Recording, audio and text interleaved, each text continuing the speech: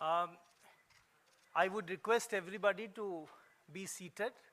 We are soon going to start. Before we do that, I also request everybody to put their mobile phones on silent mode.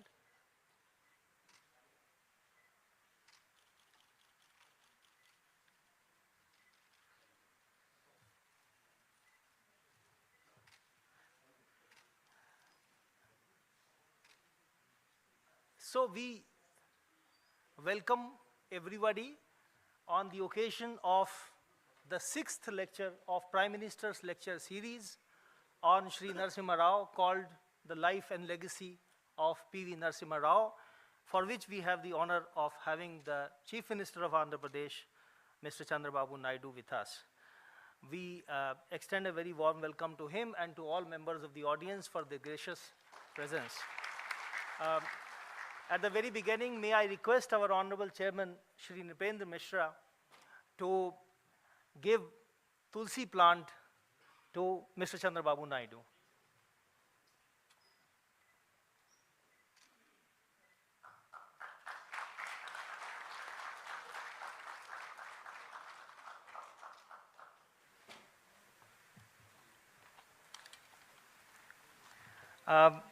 May I now request Honorable Chairman to deliver his formal welcome address.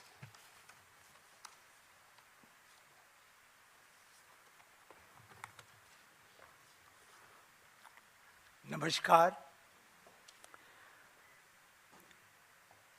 It is an honor and privilege to welcome the Chief Minister of Andhra Pradesh, Shri Nara Chandrababu Naidu, who generously accepted our invite to deliver a lecture on the life and legacy of PVNarsimha Rao, the person known as Mr. Deng in democracy. Shri Naidu is one of the most respected and admired statesmen of India. He is acknowledged with good governance,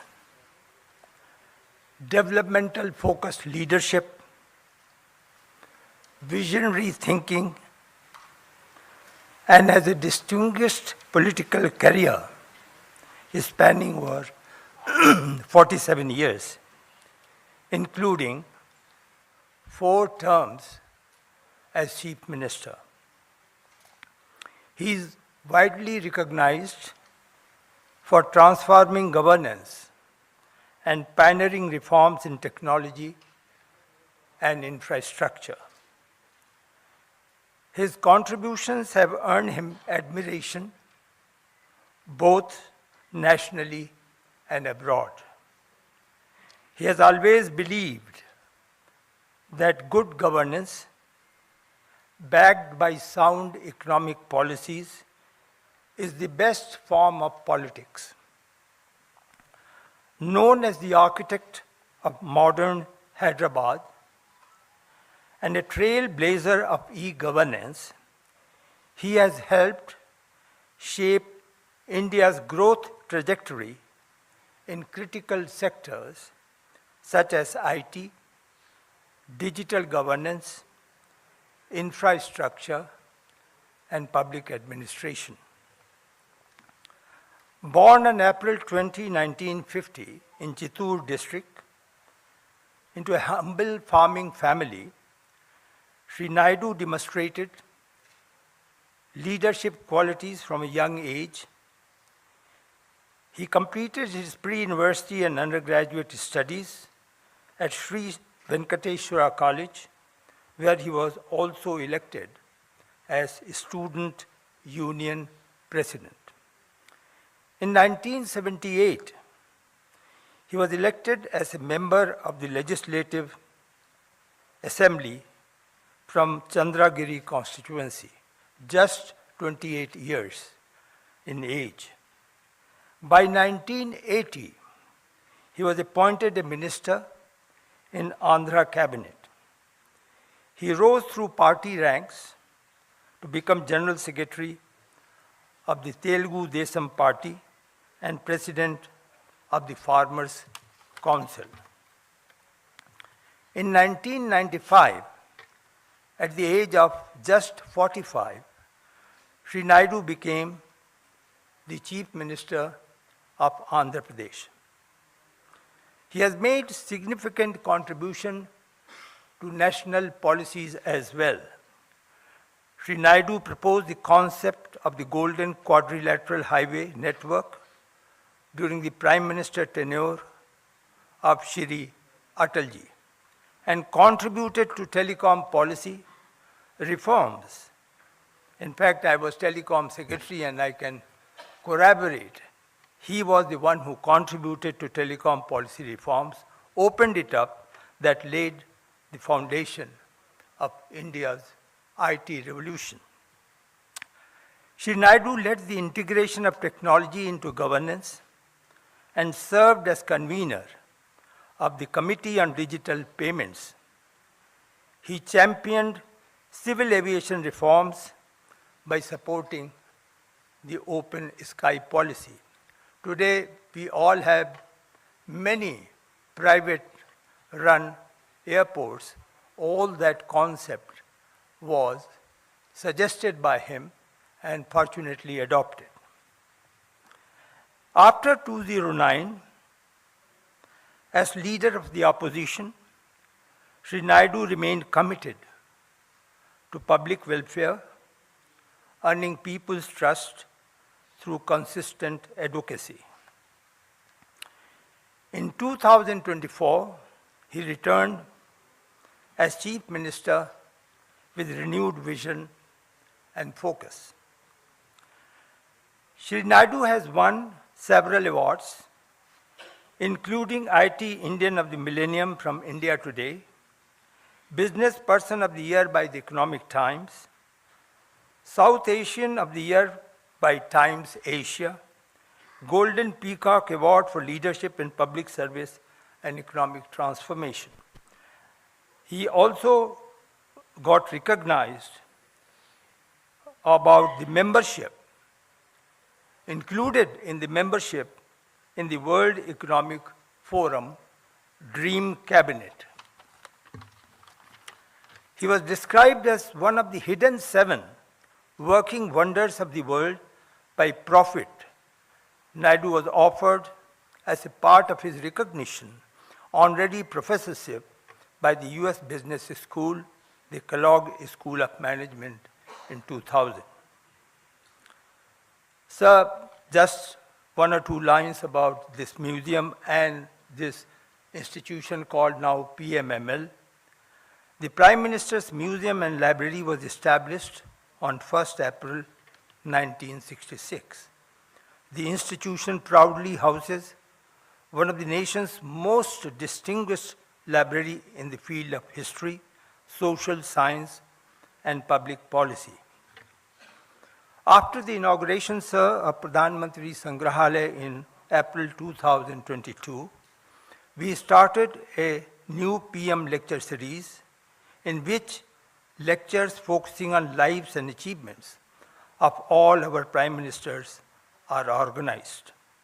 The inaugural lecture was delivered by Honorable former President of India, Sri Kovind, on the life and legacy of Sri Atal Bihari Vajpayee. Sri Arif Muhammad Khan delivered the second lecture on Jawaharlal Nehru. Sri T.N. Nainan delivered third lecture on Lal Bahadur Shastri. Dr. Karan Singh delivered fourth lecture on Indira Gandhi, and Shri Haribans, our Deputy Chairman of the Rajya Sabha, delivered fifth lecture on Shri Chandrasekhar. Today we have the 6th lecture in that series. I now take this opportunity to invite Shri Naidu to speak on Bharat Ratna Shri PVNarsimha Rao, who had also served as the Chief Minister of Andhra Pradesh. I welcome Shri Naidu to deliver the lecture. Thank you for delivering the welcome address, sir.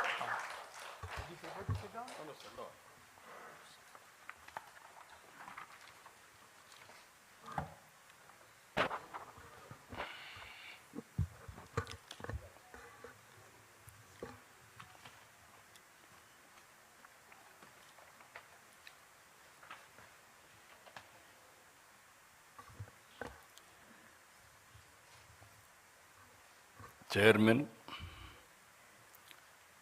Prime Minister's Museum and Library, respected Sri Nupendra Mishra ji, Director, Prime Minister's Museum and Library, Sri Ashwini Lohan ji, and also respected N.V. Subhash, eldest grandson of PVNarsimha, now BJP spokesperson of Telangana,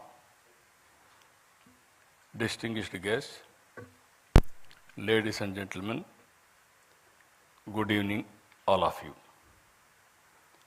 We have gathered here today to reflect on the life and legacy of one of the greatest sons of Bharat Mata and also Bharat Ratna, our Prime Minister, former Prime Minister PVNarsimha garu. PVNarsimha garu, I had a very good equation because we were all one state, from Telugu state at that time. I had a very good equation with him. I know him very well.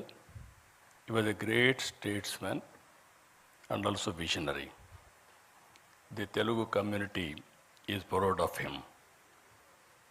He was a true Telugu Bidda who reshaped the destiny of our great nation. Born in a humble family, that too farming family, he showed brilliance from a young age. He was a student leader, a freedom fighter, a scholar fluent in 17 languages. Now we are all talking, why should we learn Hindi? Not only he learned Hindi, he has learned 17 languages. That is how he has become a great man. I am very happy. Today I witnessed one of the best our museum. I really appreciate management committee. Now if you come here, who is who has brought what public policy, how it is reflecting on our lives, and also how it is going to reflect for future of all of us. If you go back again, his political journey, PVNarsimha is a shining example of balanced and thoughtful leadership.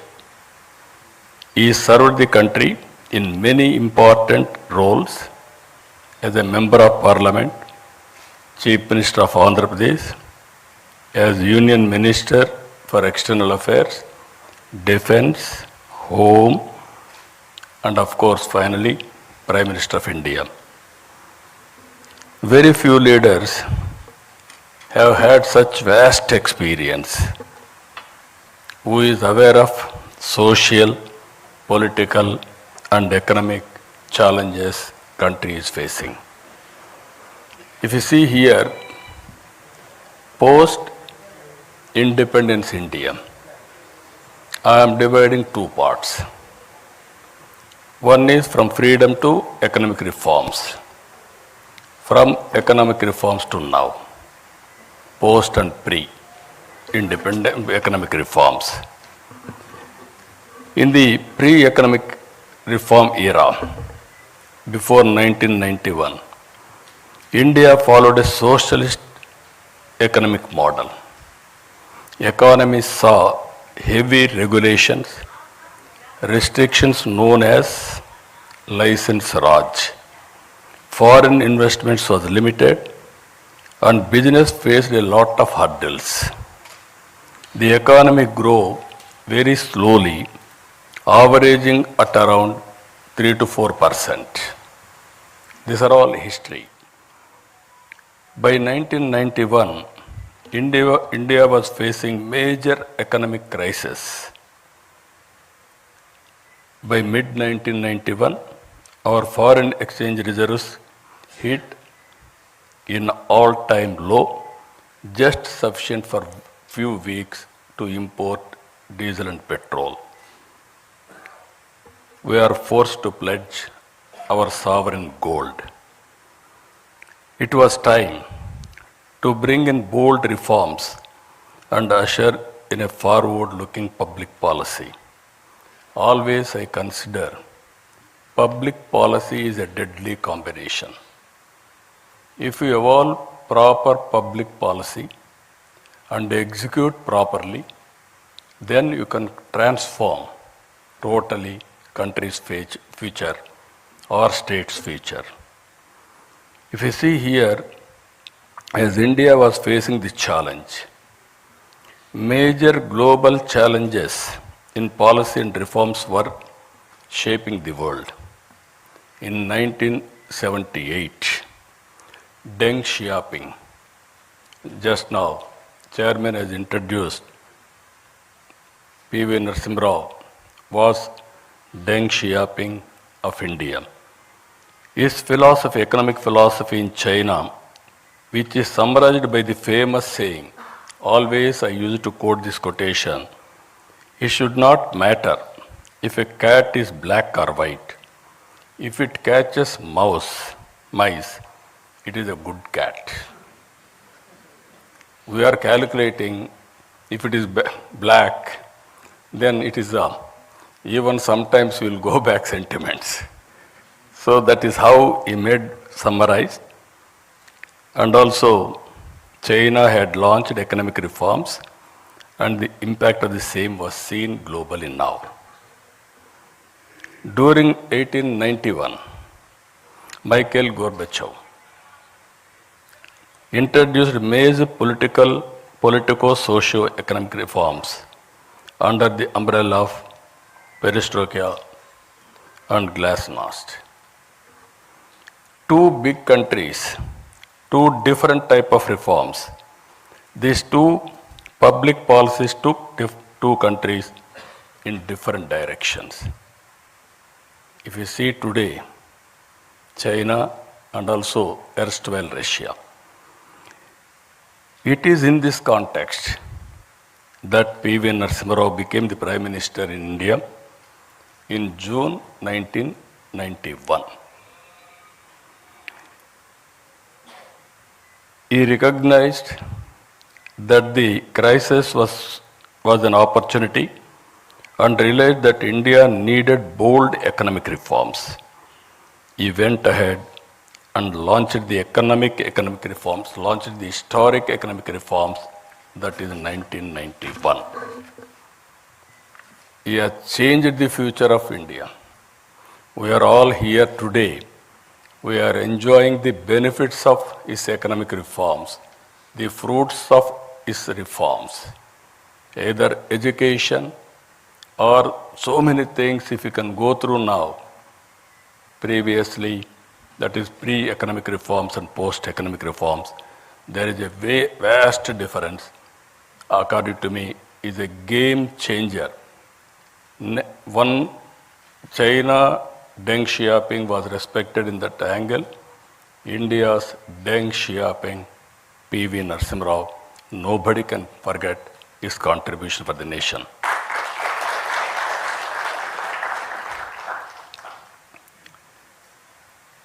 It is important to note that he was heading a minority government, not a comfortable government. To bring in bold reform, political consensus is required. Because of his political acumen, he was able to convince all stakeholders and bring consensus across all political parties beyond their political ideologies. Some intellectuals, friends are there, even media. At that time, India used to talk Some parties are talking communism, some parties are talking capitalism, some people are talking socialism. But to convince all these people and bring in one platform, it's very difficult. That is the greatest achievement PVNarsimha garu was able to achieve. I really compliment him. PVNarsimha garu ended the license Raj and made it easier to start and run businesses. He opened up the Indian economy to foreign investment. He reduced import duties, simplified taxes, and allowed private and foreign players into many sectors. He removed restrictions on trade and brought in financial reforms. Thanks to reforms, India's balance of payments crisis was addressed. Economy opened up and started slowly growing steadily. The reforms helped improve the overall economic environment and set the stage for future growth. Because of these reforms, around 1995, IT revolution has come. Indians has taken first mover advantage in IT. And also today, we are having a windful gain. That is where demographic dividend. All countries are facing aging problem. Only India is having advantage by having this type of youngsters. They are the future. I am 100% confident India will become very powerful in course of time. Because of this combination of three strengths, economic reforms, first mover advantage in IT, and democratic dividend, India started moving ahead. After Narsimha ji, Atal Bihar Vajpayee ji laid the solid foundation for the development of physical infrastructure and telecom revolution in this country. I am very fortunate I was associated with him. Napendra Mishra ji was with Prime Minister as Principal Secretary at that time. We had a wonderful time.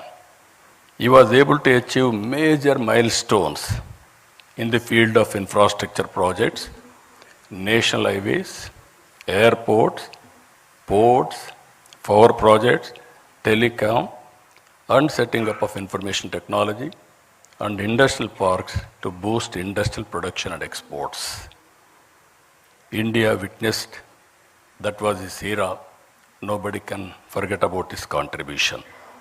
India witnessed coalition governments from 1989 till 2014.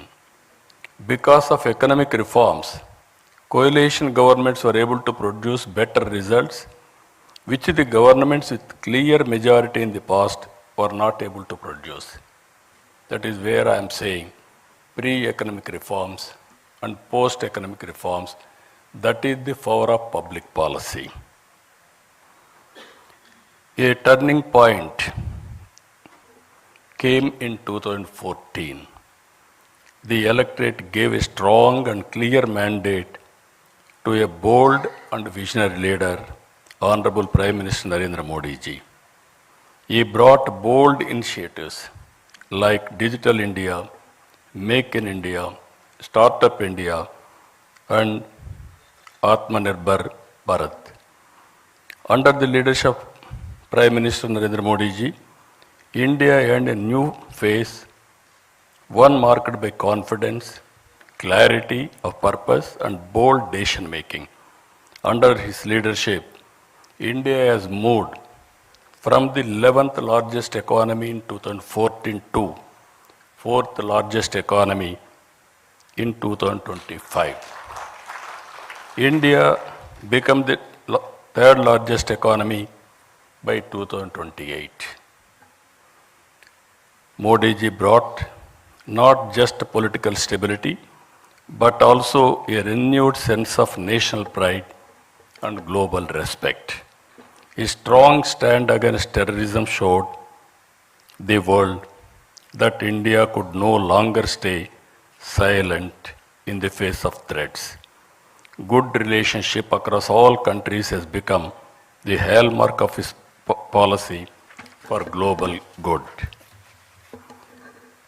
The goal is not just to grow fast, but to grow fairly, where every citizen, every region, every sector shares fruits of progress. Rightly called Sabka Saath, Sabka Vikas, Sabka Vishwas. Recently, the World Bank latest estimates, India has achieved a remarkable position as the fourth most income equal country globally with a Gini index score of 25.5 and a score of America and China are much below at 41.8 and 35.7 respectively. Here we have to understand with public policies. Public policy is meant for people, not to make more and more rich. Wealth has to be created. Under the same time, even haves and have-nots, the difference we have to reduce continuously. That is the best policy Narendra Modi ji has brought. I really compliment him. Better than America, better than China, that is India has achieved for the last 11 years. Over 17.1 crore Indians have been lifted out of extreme poverty in the last decade, a testament to the success of Narendra Modi ji. Modi ji has translated the hopes of a young nation into action through initiatives in infrastructure, digital transformation, welfare, and international diplomacy. For a good public policy to achieve its maximum impact, it is important to have a stable government and a visionary leader. Today, our country is fortunate to have a right leader at the right time, at right place. Everybody should recognize it. Sri Narendra Modi ji is taking India to global heights with confidence and clarity. He has given us the vision, Vikasit Bharat 2047. In the year, all of us will go to history. In the year 1978, when China started economic reforms, if you compare India and China, 140 billion US dollars economy, both are same. And if you go to America at that time, you see America, $2.3 trillion US economy. From then, if you compare both China and India, one stage, America 15 times higher than these two countries. Today, if you see US, China and Indian economy, 30.5 trillion America, 19.2 trillion China, 4.2 trillion India.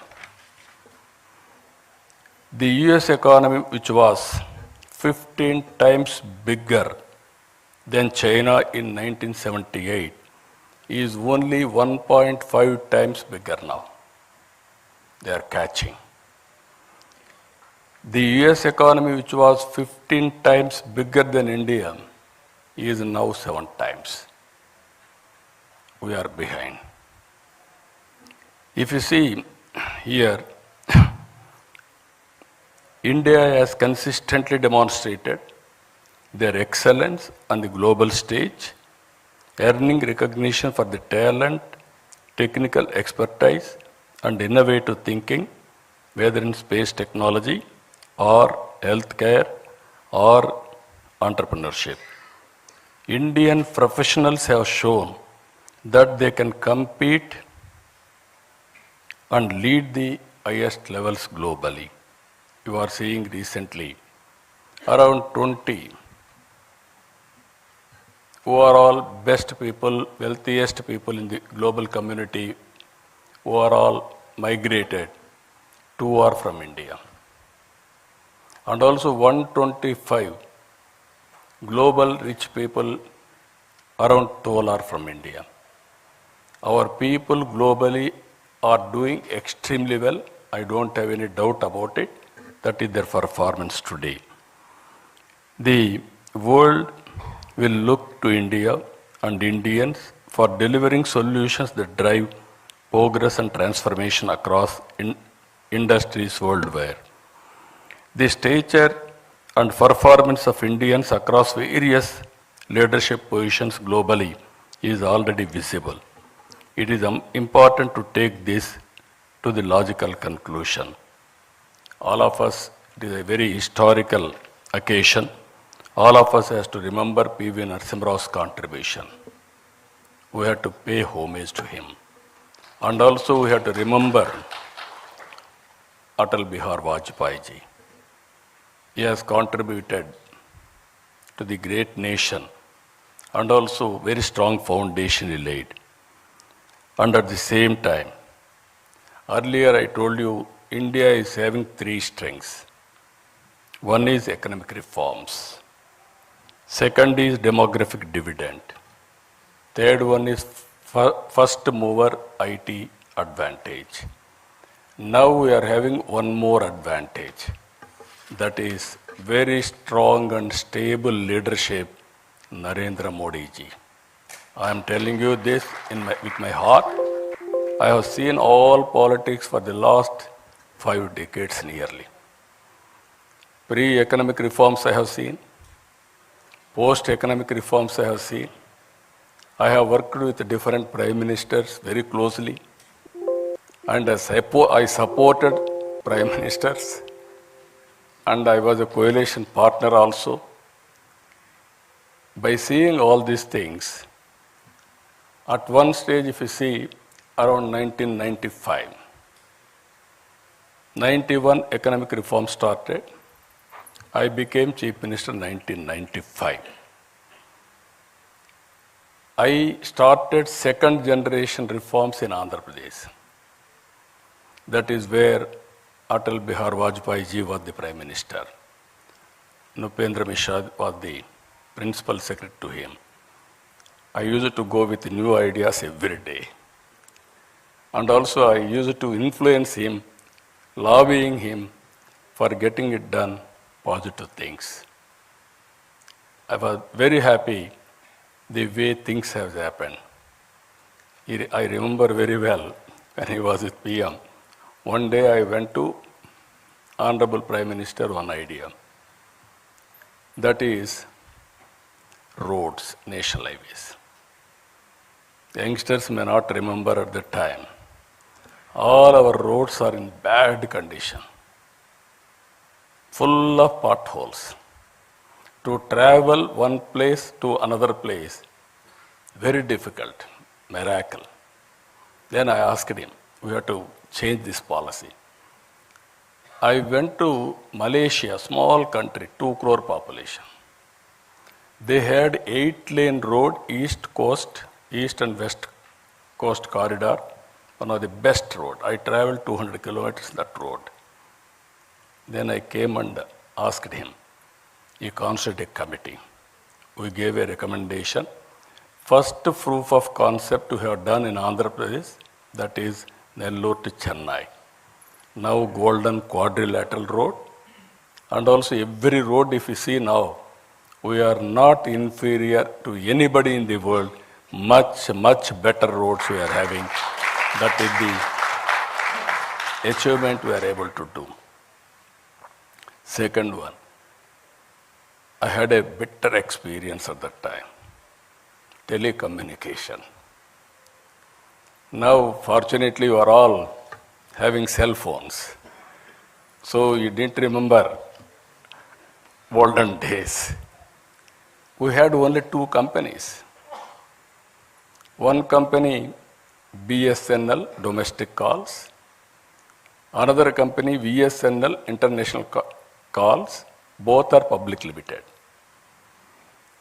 If you wanted to call, we have to register a call through manual exchange. You will write down. At that time, there are different calls. Ordinary call, emergency call, lightning call. Lightning call used to come once in a week or 10 days. That is what you call lightning call. If operator wanted to connect anywhere, he can connect within no time. Then I went to Honorable Prime Minister at that time. I requested him, China is moving very fast. Why can't you move? Then he asked us to constitute a committee. 2 members, myself and Honorable Finance Minister, both of us gave a report. That is how deregulation has come. Today, every ordinary man, wherever he is having a cell phone. Now, jokingly, I am telling today, with all meetings also, people heckled me at that time. Cell phone can give food. They vulgarly, sometimes political attack also. Even Shekhar Gupta is there from the beginning. He was witnessing me. But today, wife can live without husband. Husband can live without wife. But both of them are unable to live without phone, cell phone. Cell phone has become a biggest instrument wherever you are, whatever you want to do. Only cell phone is enough to complete your transactions, identity, business, or you wanted to, nowadays so many things. This is where I am saying, when I started high-tech city with IT, that was during Vajpayee period. That was in Hyderabad. Now I am going Quantum Valley with artificial intelligence in Amaravati. This is the first of its kind in India now. Now, why I am telling all of you, economic reforms has opened up. It gave so many opportunities. We are able to reach, as on today, 4th largest economy, another 1 or 2 years' time. But from now to next level, that is to be number 2, number 1, 4.5 times and 7 times, we have to compete. But it is possible. We are in inspiring time. For every field, historical data is available. Now tools are available, artificial intelligence. Quantum computing is coming. Knowledge is available now. Global knowledge is available. Now real time data is available. Drone is available.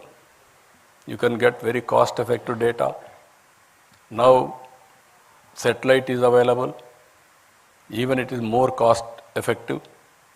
Even CCTV cameras are available, and also wearables, IoTs, and also sensors. With all these things, you name anything. Prediction of thunderbolts, prediction of cyclones, prediction of cloud burst, and also the impact of flood.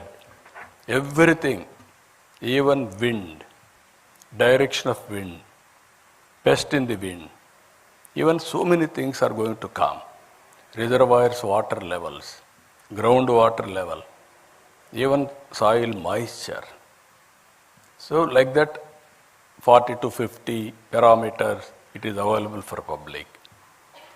With all these things you can apply, solution will be 90 to 95% accuracy. But how to use all these things, that is the leadership quality. So I am saying today, we are inspiring time, we are in inspiring time. Another 20 years is very, very crucial for India. If all of us will work with a dedication and also If you see here, India will move from being the 11th largest economy to third position by 2028. Now we have to move upward to number one globally. It is possible, but you wanted to achieve 4.5 times China, 7 times America. But with the determination, at the helm of affairs, strong leadership, that is Narendra Modi ji, all of us will work, and I am 100% confident by 2047 we will be number one economy in the world. That is the great country we are heading, great occasion all of us are having. So, ladies and gentlemen, I say with this confidence, when we celebrate 100 years of independence in 2047, India will be number one economy in the world. The Indian community will be number one, and Indians will lead the world in skills, ideas, and innovations. Only through unity, hard work, and shaped sense of purpose, we move forward. Again, I am very happy. This committee is doing extremely good work. Museum committee is doing very good work. At one place, I was able to recollect all public policies started by different prime ministers. Great memories for me for the last 45 years. I have seen sometimes in leadership also, if you can go through, some people are great visionaries. Some people are great performers. Some people are mediocres. Some people are destroyers. All kinds of leaders we are seeing. But all of us should know whom to trust, how to elect proper leadership and support continuously. Then only that benefits will come all of us. So I am very happy to address today. I am thankful to them for inviting me to share some of my thoughts and my experiences. With this, I am thanking all of you. Thank you. Thank you, Vanda. Thank you, sir, for delivering a highly illuminating lecture on the transformative contribution of Mr. Narsimha Rao to the making of modern India. Now I would like to request the three students of Kendriya Vidyalaya, that is Navya, Anushka and Dev, who had participated in an essay competition. During the last lecture of this Prime Minister's lecture series organized on Mr. Chandrasekhar, the three prizes are to be given by the Honorable Chief Minister of Andhra Pradesh. May I request, sir? Are you? Yes. Come this way. वो कहाँ prize? दीजिए, आगे आइए, आगे आइए. हाँ, ये हटा लीजिए. The first prize for essay competition goes to Navya from Kendriya Vidyalaya.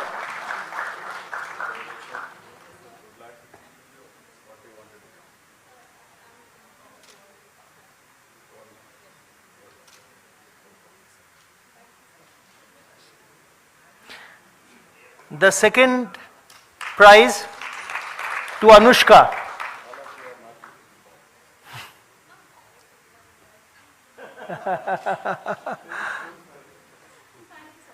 And the third prize goes to... I am searching for good politicians, young politicians. Nobody is preferring politics. Everybody is preferring either all India services or business or some good career, scientist, all these things. Yeah. This is where all of us has to talk. Youngsters we have to attract to politics also. Then only good leadership will come. We are at the end of the day, public policies are made by politicians. not bureaucracy. That is the great problem in this country with public trust. The second prize, Anushka.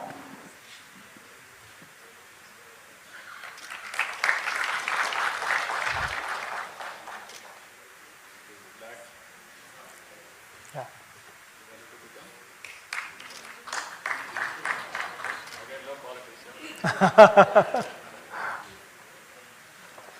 And the third prize goes to Dev.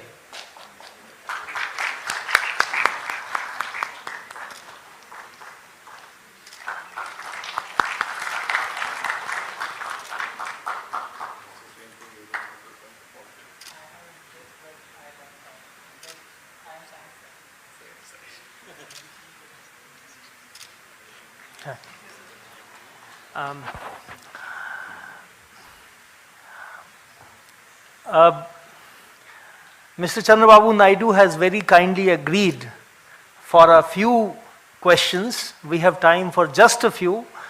I would request the distinguished members of the audience who are interested in asking a question to introduce themselves at the beginning and be very, very brief and focused. Mike. Yes, There. take the mic there.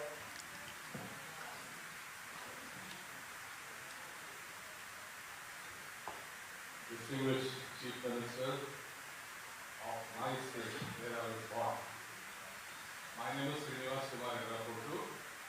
Global Vice President for International Federation of Electric Vehicle Association. I have a personal request to you for the state, and I'll hand it over to you. And my question immediately is, 2047 is the period we are all looking for, and hope we are all, some of us are really alive. And before that, what are the key measures, what are the key specifics that the citizens have to follow, the political system has to follow, and the governments have to follow, number one. And the second one is, how do we reduce the walls between each of these parameters? Thank you. Thank you. No, very simple. 2047 is a reality. With proper public policy, good public policy, execution by good leader, strong leader, it is possible to achieve 2047, Vikasit Bharat. My aim is to reach third place, it is automatic. From there, to become first one with effort. Suppose Honorable Prime Minister is leading the country. All our responsibility, what is good for the nation, what is good for us, we have to adopt it. Then only it is possible. Always I am saying, hard work is no longer relevant. Smart work is, we need smart work. Earlier we used to carry so much of luggage or hard work, agriculture, everything. Now everywhere machines have come, automation has come, and things are happening very drastically. Some people are having even today some doubts, can we grow that fast? Our Indians have proved. I can say proudly, 20-25 years time, you go anywhere in the world, highest per capita income earners are Indians. That is a great contribution within 25 years' time. If India with a dedication will work, it is possible. Again, one more question, what you are asking, how to work together. If you practice yoga, meditation, yoga for 5-10 minutes, half an hour, spend 1 hour for yourself, you will see the change. That is where simple things, little bit mindset change, you are going to achieve abnormal results. Thank you. Yeah, please take the mic to the young man there. Yes. Please be brief. Yeah. Please speak a bit louder. My name is Sathik Devarapur. I'm doing my master's in philosophy as you rightly pointed out, we have a perfect democratic privilege. And as well, you also talked a lot about encouragement of youth in politics. So what reforms do you envision for Andhra Pradesh? Technological education and encouragement of youth in politics. What reforms and what public policy might you envision for your government? No, I started my reforms, so many reforms. As you rightly mentioned, Government of India has started quantum mission. America is having Silicon Valley. Why can't we have Quantum Valley? That is where I started Quantum Valley in India. Second one, not only talking, quantum computers we are going to get by 1st January 2026, we are going to operate in India with quantum computing. For that, people like you have to write algorithms now. That is where I am bringing curriculum changes with public policies, everything. Second one, as you rightly mentioned, youngsters in politics. Today, my parliamentary party is the youngest parliamentary party in parliament. All are youngsters. My Ram Mohan Naidu, who is civil aviation minister, is the youngest minister in the cabinet, central cabinet. That is how we brought so many youngsters. And also my MLAs are also all are youngsters and educated. It is where conscious decision as a political party we are taking for better impact and also better results. So not only talking, with execution, we are going to achieve all these things. So at least now you must get some inspiration. I asked one more youngster here, are you interested in politics? He said, sir, I am interested, but I am interested now in technology. Yes. That is where you are all escaping. Yes. The next question. No, please come. Chandrababu Naidu, great pleasure to meet you. The greatness of PVNarsimha, I am Son of Post and a senior lawyer to the Supreme Court and as part of Uncle TV's inner circle. And his greatness was first discovered by Pandit Jawaharlal Nehru in the year 1961. And he used to act as an interpreter. And Jawaharlal Nehru, in his Twist with Destiny speech, would say, peace is indivisible, so is freedom, so is prosperity, and so is disaster in the one world which is no longer can be broken into isolated fragments. How would you react to that in the present conflict, of war and bloodshed and disaster and lack of prosperity? Oh yes, all over the world now ego problems. And also we are creating unrest. There I really appreciate Honorable Prime Minister. He is working with global leaders for global peace also. And at the same time, terrorist attack is not only talking, is promoting and acting. Recently, Pakistan, when they attacked us in the name of Sindoor, with precision, within 25 minutes, they have taught them a lesson. But we are not against Pakistan and any other country. If they come on our border or they create any terror or any violence on us, we are not going to tolerate. That message is important. That is how he has given message. Everybody should confine like this, then there will be global peace. That is what I am saying. Yes. Yes, sir, my basic question is that we are finding that as far as the PVNarsimha's criticism is concerned, it is that we are finding that a lot of services and a lot of modern industries are growing. But as far as agriculture is lagging behind, and some of the domestic even industry, traditional industries like arts and crafts they are also not performing that well after this liberalization period. So how can we take that forward, so that we can have much more fair and equitable growth for our masses, So what is your time? What's on that? Thank you. No, there are some traditional occupations or industries. For example, your food habits have been changed. Earlier, all of us used to eat only wheat or rice or little bit vegetables. Today, we are eating only protein, especially fruits or vegetables or millets.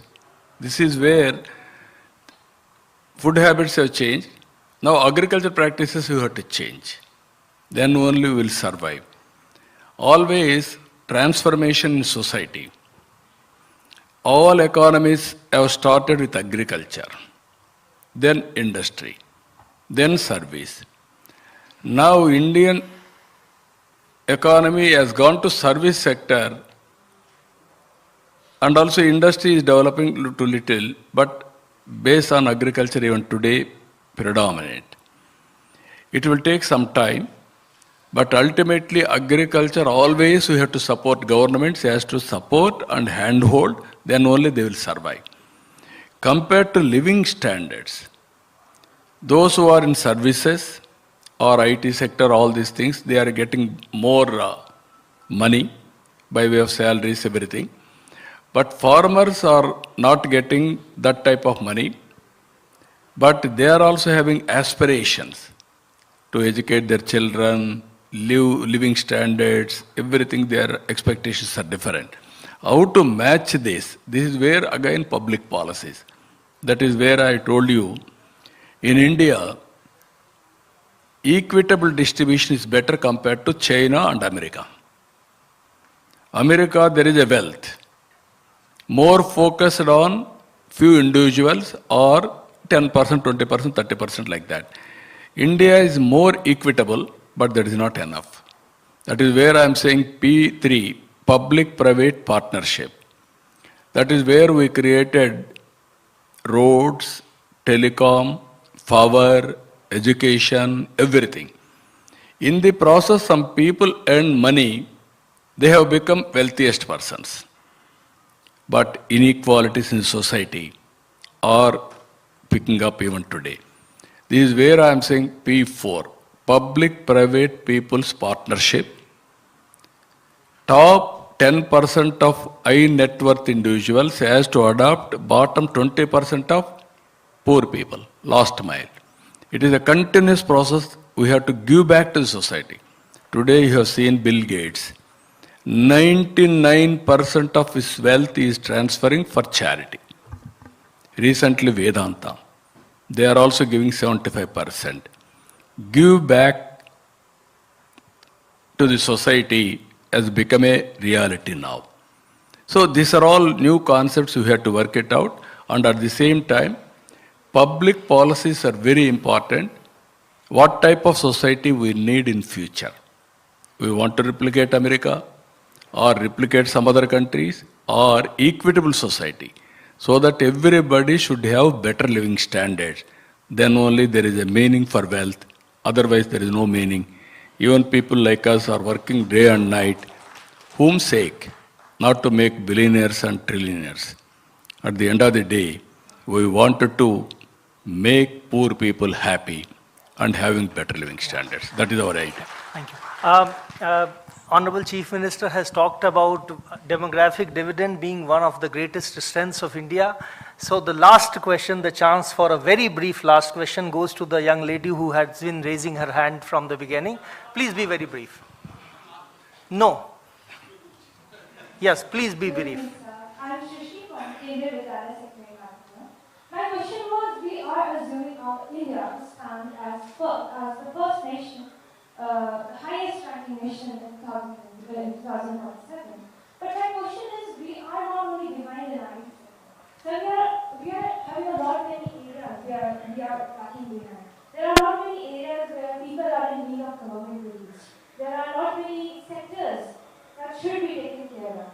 So what are your plans, not only for Andhra Pradesh, but for whole nation? What is your vision? Yes. Thank you. Thank you. I am very happy you are youngster. She is having great social responsibility towards the nation. She asked a very good question. I congratulate her. First of all, you start developing economy. Then only wealth will be created. Then that wealth, how to redistribute for overall development. That is very important. As you rightly mentioned now, there are some sectors are not doing well. There are some families are not doing well.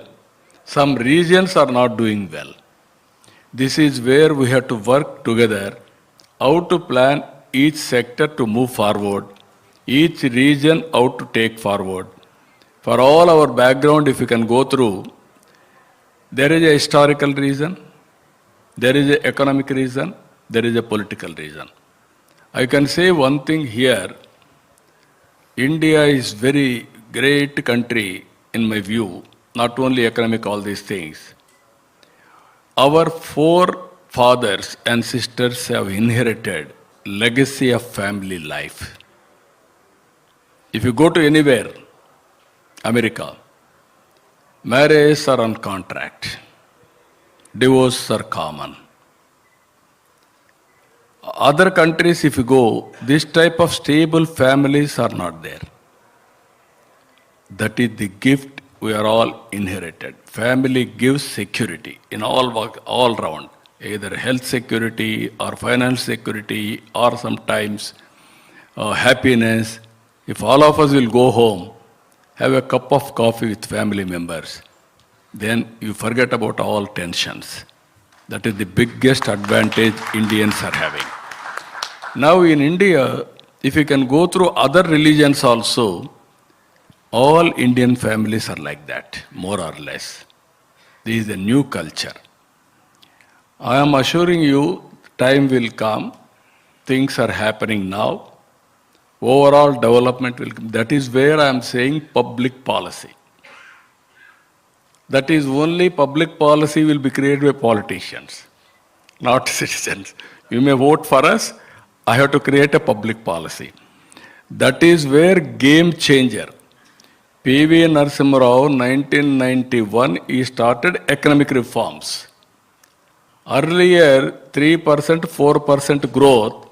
Now we are able to reach 6, 7, 8%, but there is a potential to reach 10% plus.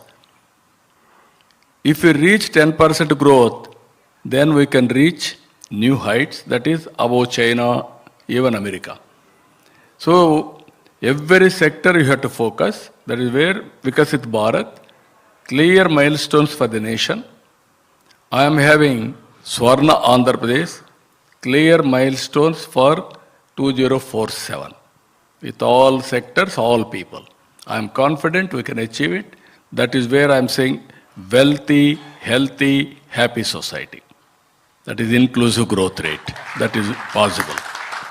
Thank you, sir, for agreeing for this Q&A session. We have we don't have time. We have run out of time.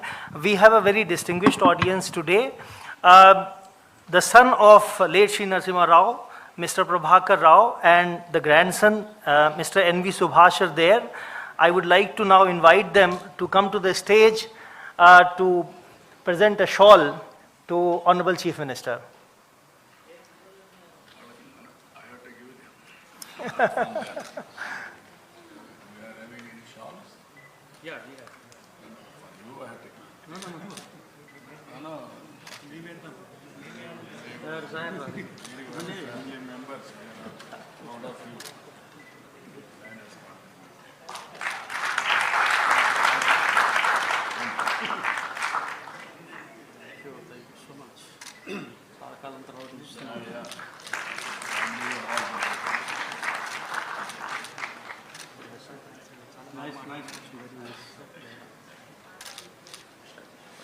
Now I would like to invite our director, Mr. Ashwini Lohani, to deliver the formal vote of thanks.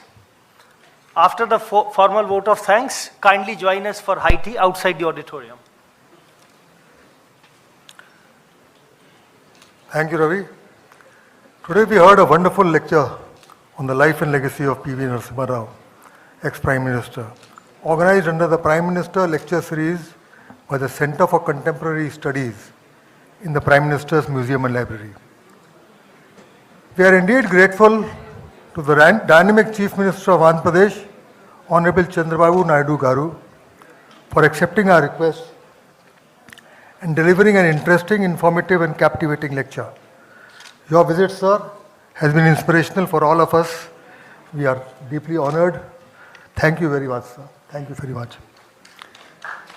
We are also thankful to the Honorable Minister of State for Communications, Dr. Chandrasekhar Garu, and the Honorable Members of Parliament who are present for gracing the event. Thank you very much, sirs. Thank you, members of the media, for covering this landmark event. A big thank you to all the esteemed guests, ladies and gentlemen, for a gracious presence, and the young children, young school children. Thanks are also due to Mr. Nipet Mishra Garu, Chairman Executive Council, and Dr. Sur Prakash Garu, Member of the Executive Council, for the constant support and guidance. And lastly, I would like to thank all the officers and staff of the Prime Minister's Museum and Library for their continuous efforts towards achieving excellence and for organizing today's event successfully. Thank you all. Jai Hind.